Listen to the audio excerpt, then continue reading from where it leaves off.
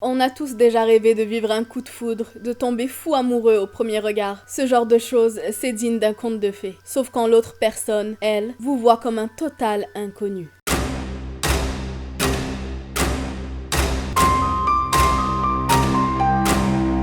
Lina nous raconte que quand elle avait 23 ans, elle travaillait comme assistante juridique dans un petit cabinet d'avocats à New York. Juste à côté de son travail, il y avait un petit café où elle aimait bien aller prendre un café, un lunch durant sa pause de midi. Et elle y allait vraiment tous les jours quand elle travaillait. C'était un petit peu sa petite routine, son petit cocon où elle se sentait vraiment à l'aise. Un jour, il y a un nouveau barista qui a commencé à travailler dans ce café-là. Il s'appelait Randall, comme elle a vu sur son étiquette d'employé. Pas le prince charmant, super beau gosse et tout ça d'après elle, mais quand même assez mignon. Randall travaillait tous les jours de la semaine, donc elle le voyait tous les jours quand elle venait prendre son lunch. Et dans ce café-là, il vous demande votre nom quand vous passez commande pour pouvoir l'écrire sur votre verre. Donc lors de sa première commande avec Randall, il lui a demandé son nom, voilà, normal, il l'a écrit sur son verre et tout ça. Mais quand elle est revenue la dernière fois, il l'a directement reconnu et lui a pas du tout demandé son nom, il l'a écrit directement, donc il s'en souvenait. Elle a trouvé ça un peu bizarre, mais elle s'est dit, bon, peut-être qu'il a une bonne mémoire, ou peut-être qu'un employé habitué à me voir là lui a dit qui j'étais. Mais après quelques semaines de ce fonctionnement, Randall a commencé à flirter un peu avec elle, mais d'une manière assez bizarre en fait. Parce qu'il flirtait pas verbalement avec elle, lui disait vraiment rien de spécial, mais sur son verre de café, tous les jours, il lui dessinait des petits cœurs à côté de son nom. Il a commencé à dessiner ça. Et encore une fois, elle a trouvé ça un peu louche parce qu'elle a jamais parlé à ce type, autre que lui donner sa commande pour son café et son lunch. Et il était assez bizarre en plus parce qu'il était le genre de type vraiment très froid, qui parlait pas du tout, très stoïque. Donc bon, ça collait pas trop à ce genre de personnage de commencer à dessiner des petits cœurs sur un verre random comme ça. Mais bon, elle s'est dit peut-être qu'il fait ça avec tous les clients, peut-être qu'il aime bien juste dessiner comme ça pour rigoler. Elle en a pas pensé plus que ça. Donc ça a continué comme ça et encore une fois, il a pas essayé de la draguer plus que ça. Il lui parlait même pas, il avait aucune émotion sur son visage quand elle venait le voir, il avait pas un sourire, rien du tout. Et puis un jour, il a commencé à ajouter des dessins de petits bisous à côté de son nom en plus des cœurs. Là, vraiment, ça a sonné bizarre dans sa tête, mais bon, elle savait pas trop quoi faire, donc elle a juste ignoré le truc, vu que de toute façon, il lui parlait pas, il lui disait rien, il avait pas l'air vraiment intéressé par elle ou quoi que ce soit. Mais un jour, il a décidé d'ajouter, en plus des petits cœurs et des petits bisous, son numéro de téléphone.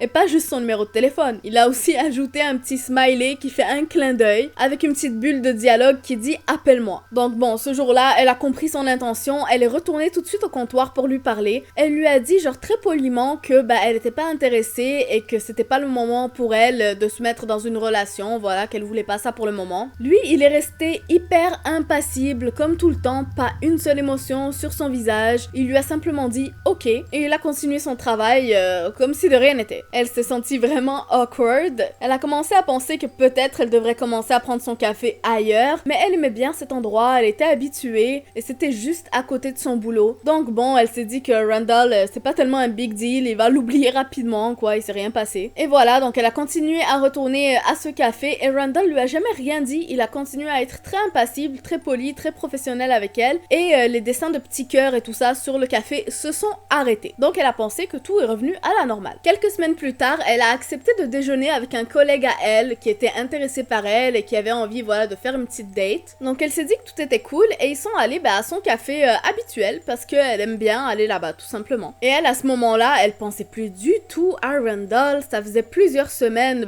qu'elle avait plus ça dans la tête du tout, quoi. Donc elle a pas pensé que ça poserait le moindre problème. Ils sont entrés dans le café, se sont assis à une table ensemble et ils étaient quand même assez proches, genre ça se voyait dans leur comportement qu'ils étaient intéressés l'un par l'autre. Donc il était vraiment très gentleman, il est allé donc au comptoir, il a pris la commande et quand il est revenu avec leur café, il avait les sourcils vraiment froncés et il a commencé à lui dire « Waouh, le gars au comptoir, il est vraiment bizarre, il a une attitude très agressive, il devrait vraiment régler ses problèmes. » Et là, elle s'est retournée et elle a vu Randall qui était au comptoir et qui les regardait d'un air furieux. C'était vraiment le regard d'une personne qui avait été trahie et elle était très choquée parce que c'était déjà la première fois qu'elle voyait une émotion sur le visage du gars parce qu'il était toujours sans aucune émotion et en plus une émotion aussi incohérente quoi. Pourquoi pourquoi est-ce qu'il était en colère comme ça, en train de la regarder elle, comme si elle l'avait trahi. Et cette fois, elle et son date, ils avaient pris des cafés dans des mugs normaux, pas des tasses qu'on pouvait emporter à l'extérieur. Donc, ils étaient un petit peu obligés de rester là et de continuer leur date, alors qu'il y avait ce type bizarre qui les regardait furieusement. Lina nous dit que c'était vraiment le date le plus awkward de sa vie. Donc bon, ils sont partis de là et chacun est retourné travailler pour le reste de la journée. Le soir, Lina rentre chez elle et elle est tranquille dans son appartement en train de regarder la télé. Et d'un seul coup, quelqu'un cogne violemment à la porte. Elle se lève un peu paniquée et regarde par le Judas. Et qu'est-ce qu'elle voit de l'autre côté? Randall est devant la porte en train de cogner. Elle était complètement abasourdie. Elle se demandait mais qu'est-ce qu'il fait là celui-là? Comment est-ce qu'il connaît mon adresse?